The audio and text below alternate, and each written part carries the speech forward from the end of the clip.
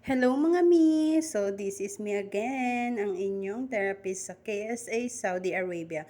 So ayan, maaga akong ginising dahil 11 akong nagising ng tanghali. Maaga pa sa akin yun dahil ang aking gising talaga ay minsan 3 ng hapon. So yan, maaga akong ginising ni madam dahil may client daw. So eto na nga, mahaba-habang oras ang aking nilakbay makapunta lang sa client. So 30 minutes ang biyahe. So, ayan na yung bahay ng client. Ang laki.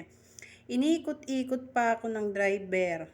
Dahil hindi niya alam kung saan yung ways na pinag-ano yan lang din naman pala. So, napakaganda, pero napakainit. Grabe. So, ang masakit pa nga doon, nakita na namin yung bahay, pero nag-cancel si client dahil na-late kami. Dahil itong driver, paikot-ikot. Tapos, then after, umuwi na rin kami ng bahay. Inikot-ikot lang yan dyan. Pero nakarating naman kami sa client. Pero nung nandun na kami sa gate, ay nag-cancel na siya.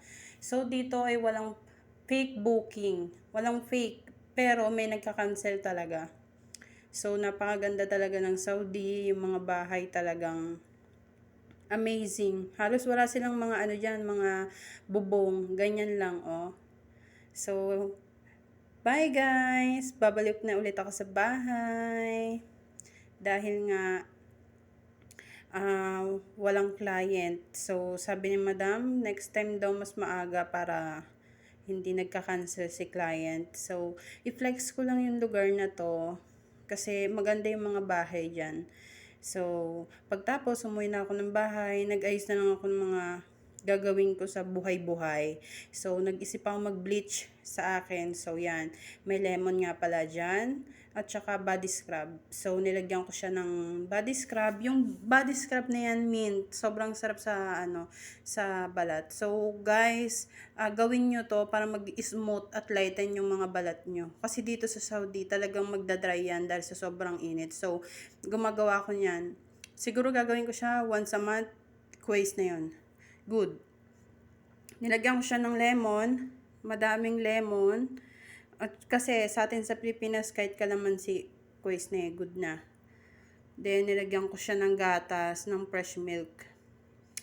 So, pagkalagay ko ng gatas, ayan, dapat may itlog pa yan, kaso wala na. So, guys, pwede nyong gawin to sa mga bahay nyo. Homemade, mas maganda. Kaya sa lumabas kayo, magpunta kayo ng mga parlor, salon, ganyan. Medyo mahal siya. So, nagtrabaho ko sa salon, so alam ko yung mga ginagawa nila. So, ganun lang din yan. Ang pinagkaiba lang, may gumagawa sa inyo. Pero kaya rin nyo naman sa bahay nyo yan. So, ayan, pinaghalo-halo ko siya. Dinagdagan ko dahil naparami yung lagay ko ng gatas at saka ng